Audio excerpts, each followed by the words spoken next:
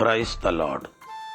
கிறிஸ்துவுக்குள் எனக்கு மிகவும் பிரியமான என் அன்பு சகோதர சகோதரிகளை, ஆண்டவராகிய இயேசு கிறிஸ்துவின் நாமத்தினாலே உங்களுக்கு மிகுந்த சமாதானமும் நல்ல சரீர சுக பலமும் இருதயத்திற்கு மிகுந்த ஆறுதலும் உண்டாவதாக என்று நான் உங்களை வாழ்த்துகிறேன்.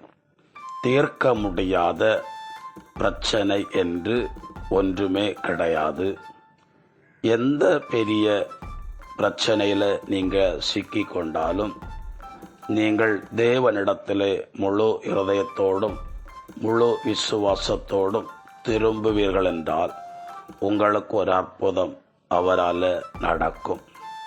வேதத்தில் லூக்கா 17ஆம் அதிகாரத்தை வாசிக்கும்போது 10 தொழுநோயாளிகள் இயேசுவிடத்தில் வந்து, ஆண்டவரே, நீர் எங்களை சுகமாக்க வேண்டும் என்று வேண்டிக் கொண்டார்கள். அந்த நோய் தீர்க்க முடியாத ஒரு நோய். அந்த நோயினால் பாதிக்கப்பட்டவர்கள் தங்கள் வாழ்நாள் முழுவதும் அந்த நோயிலேயே தங்கள் காலங்களை கடந்து போக வேண்டும். அப்படிப்பட்ட ஒரு கொடிய வியாதிதான் தொழுநோயா. ஆனால் இயேசுவிடத்தில் அவர்கள் வந்ததும் இயேசு அவர்களை பார்த்து, நீங்கள் ஆசாரியர்களை சந்தித்து நீங்கள் செலுத்த வேண்டிய காணிக்கை என்னவென்று கேளுங்கள், உங்களுக்கு சுகம் கிடைக்கும் என்று சொல்லி அனுப்பினார். 10 பேரும் ஆண்டுடைய வார்த்தையை அப்படியே நம்பி போனார்கள். போகிற வழியில் 10 பேருமே சுகம் பெற்று கொண்டார்கள். இதில் ஒருவன் ஆசாரியனிடத்திலே தன்னை காண்பிப்பதற்கு பதிலாக தன்னை சுகமாக்கின இயேசுவிடத்திலேயே முதல்ல காண்பிக்க வேண்டும் என்று சொல்லி அவன் இயேசுவிடத்தில் வந்தான். மற்ற 9 பேரும் தாங்கள் சுகம் பெற்றதை சொல்லும்படி, அதற்கான காணிக்கையை செலுத்தும்படி ஆசாரியர்களை தேடி போனார்கள். பிரியமானவர்களே, பல வருடங்களா பல காலமா இந்த கொடிய வியாதியினால மிகுந்த பாடு வேதனை அனுபவித்த அந்த 10 பேரும் ஒரே நிமிஷத்தில் சுகம் பெற்ற போது அவர்கள் எவ்வளவு ஆனந்தத்தோடும் மகிழ்ந்து காணப்பட்டிருப்பார்கள். அதைத்தான் ஆண்டவர் இன்றைக்கு நம்முடைய வாழ்க்கையிலும் செய்ய போகிறார். இதுவரை தீர்க்கப்படாத, இதுவரைக்கும் சரி செய்ய முடியாத எந்த ஒரு சூழ்நிலையில் நீங்கள் சிக்கி இருக்கிறீர்களோ அதிலிருந்து உங்களை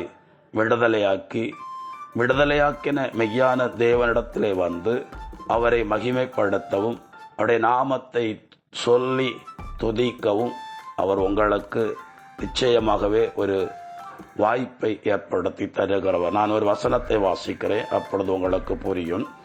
எசாயா தீர்க்க தரிசன நூல் 35ஆம் அதிகாரம் 10வது இறை வார்த்தை. ஆண்டவரால் விடுவிக்கப்பட்டோர் திரும்பி வருவர், மகிழ்ந்து பாடிக்கொண்டே சீயோனுக்கு வருவர். அவர்கள் முகம் என்றுமுள்ள மகிழ்ச்சியால் மலர்ந்திருக்கும். அவர்கள் மகிழ்ச்சியும் பூரிப்பும் அடைவார்கள், துன்பமும் துயரமும் பறந்தோடும் என்று எழுதப்பட்டிருக்கிறது. பிரியமானவர்களை, வெயிலை கண்ட பனி உருகி போவது போல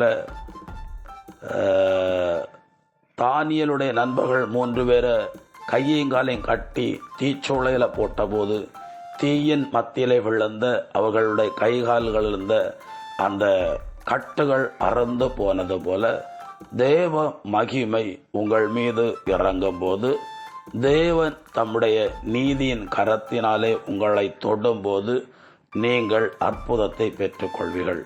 ஆனால் அற்புதம் இன்ன நேரத்தில் நடக்கும் என்று யாரும் கணித்து சொல்லவே முடியாது. எந்த நேரத்தில் வேண்டுமென்றாலும் அற்புதம் நடக்கலாம். ஆனால் அந்த அற்புதம் நீங்கள் அறியாததும் உங்கள் புத்திக்கு எட்டாததுமாய் இருக்கும். வேதத்தில் சுருக்கமாய் 2 சம்பவத்தை சொல்லுகிறேன். 40 வருடமா முடமாய் இருந்த ஒரு மனுஷனை தேவாலயத்துக்கு முன்பாக பிச்சை எடுப்பதற்காய் கொண்டு வந்து வைத்து மாலை வேளையிலே அவனை எடுத்துக்கொண்டு போவார்கள். இது வழக்கமாக நடந்த ஒரு காரியம். அவனுடைய 40வது வயதில் பேதுருவும் யோவானும் ஆலயத்தில் ஜெபிப்பதற்காய் போன போது பிச்சை கேட்டான் அந்த மனுஷன். பேதுருவும் யோவானும், எங்களிடத்தில் உனக்கு கொடுப்பதற்கான வெள்ளியும் பொன்னும் இல்லை, எங்களிடத்தில் உள்ளதை உனக்கு கொடுக்கிறேன், நசரேயனாகிய இயேசுவின் நாமத்தினாலே எழுந்து நட என்று சொன்னபோது அவனுடைய கணுக்கால்கள் பலன் கொண்டு அவன் எழுந்து நடந்தான் என்று வேதத்தில் எழுதப்பட்டிருக்கிறது. ஒரு நற்செய்தி கூட்டத்தில் அவன் கலந்து கொள்ளவில்லை. அதே நேரம் திருத்தூதர் பணி 14ஆம் அதிகாரத்தில் ஒருவன் பவுலுடைய பிரசங்கத்தை கேட்டுக்கொண்டிருந்தான். அவனுக்கும் ஒரு அற்புதம் நடந்தது. அது அவனுடைய விசுவாசத்தினால் நடந்தது என்று எழுதப்பட்டிருக்கிறது. ஆனால் இந்த மனுஷன் எந்த ஒரு ஆராதனையிலும் பங்கெடுக்கவில்லை, அல்லது இறைவார்த்தை பேசுவதை அவன் காது கொடுத்து கேட்கவில்லை. அவன் பிச்சை எடுப்பதிலேயே கவனமாயிருந்தான். அவன் நினையாத நேரத்தில், அவன் நினையாத ஒரு அற்புதம் அவனுக்கு நடந்தது போல, நீங்கள் நினையாத நேரத்தில், நீங்கள் எதிர்பாராத இடத்திலிருந்து ஒரு அற்புதம், அதாவது நீங்கள் எதிர்பார்க்கிற ஒரு அதிசயம் நிச்சயமாகவே நடக்கும். 2வது பாருங்க, 38 வருஷமாய் ஒருவன் பெத்சாயிதா குளக்கரையிலே அவன் சுகம் பெற்றுக் கொள்வதற்காக காத்து கிடந்தான். அவனுக்கு முன்னால வந்தவங்களுக்கும் அவனுக்கு பின்னால வந்தவங்களும் தேவதூதன் தண்ணீரை கலக்கும் போது அதில் இறங்கி சுகத்தை பெற்று கொண்டு போனான். அவனை மாத்திரம் யாரும் தண்ணீரில் இறக்கி விடவே இல்லை. ஆனாலும் 38 வருஷம் அவன் அந்த இடத்திலேயே கிடந்தான். தேவன் இயேசு அவனை சந்தித்து நலம் பெற விரும்புகிறாயா என்று கேட்டபோது கூட அவன் சொல்லக்கூடிய வார்த்தை, தண்ணீரில் இறக்கிவிட யாருமே இல்லை. யாருடைய உதவி இல்லாட்டாலும் கூட, யாரும் உங்களை கண்டுகொள்ளாவிட்டாலும் கூட, யார் உங்களுக்கு பிரியமானவர்களை நன்மை செய்ய முன்வராமல் போனாலும் கூட, நீங்கள் சோர்ந்து போகாம கர்த்தருடைய நன்மைக்காய் காத்திருங்கள். கர்த்தராகிய தேவன் அந்த மனுஷனை 38 வருஷத்துக்கு பிறகு எழும்பி நடக்க பண்ணினார். நீங்க நினையாத நேரத்தில், நினையாத இடத்துல, நினையாத நபர் மூலமா கூட அற்புதத்தை காண்பீர்கள். ஒப்புக் கொடுப்போம். எங்களை அதிகமாய் நேசிக்கிற எங்கள் அன்பின் பரலோக பிதாவே, இந்த இறை வார்த்தைகளை கேட்கிற ஒவ்வொருவரை கர்த்தராகிய தேவன் பொறுப்படுத்திக் கொள்ளும்படி ஜெபிக்கிறேன்.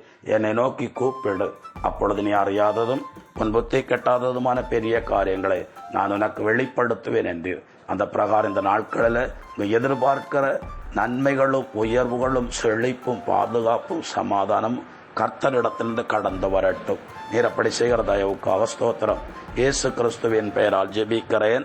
ஜெபங்கேளும் ஜீவனுள்ள நல்ல பிதாவே, ஆமென். God bless you. சமாதானம்.